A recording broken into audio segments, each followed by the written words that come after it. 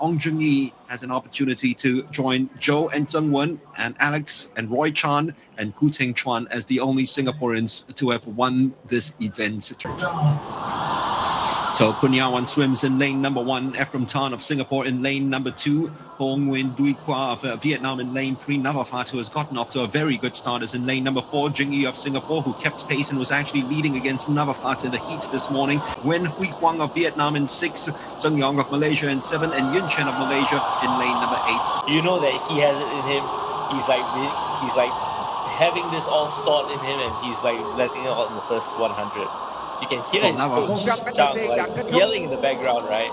So they're all excited to watch him like unleash his potential here. Nguyen Huy Hoàng of Vietnam in lane number 3.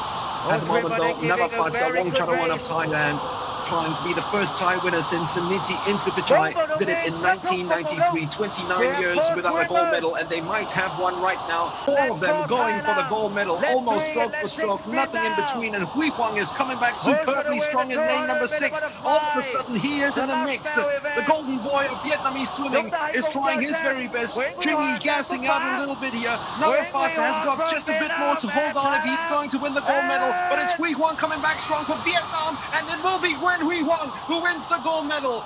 Amazing, amazing swim by Nguyễn Huy Hoàng. Absolutely brilliant.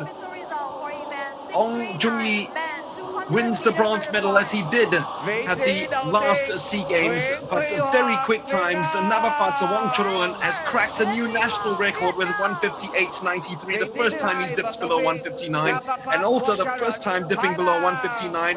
Nguyễn Huy Hoàng, how about that final last 100 meters, especially the last 50 meters? But you know, he hung in there. He persevered. He had discipline. You looked at him. He got a little bit vertical on the last part. But I mean, we're looking at his start right now, right, where he like totally took control, and this is like easy speed, and I think this is where like you've got to be a little bit experienced in whether or not you're going out too fast, which I think maybe Jung-Yi took it out a little bit too fast. But it's hard to control the excitement, especially if you're waiting 6 days to swim, right? And usually you have a warm-up race, and then now you're competing in the finals, right? Potentially winning a gold medal. So he touched here. I think it was like 55 seconds, and this is where Huy Hoàng, he started to make his move, and we know that he has the endurance base and the 200 fly, right? Although people think it's an endurance race, it's also a race about rhythm and discipline and being able to hold your strokes and not go vertical, especially at this point in time where you see all these guys are going all vertical, but you see Huy Hoàng, he's still going like horizontal, he's still like lunging forward and thrusting forward into that final wall, right? And that's what makes a difference in the 200 meters butterfly.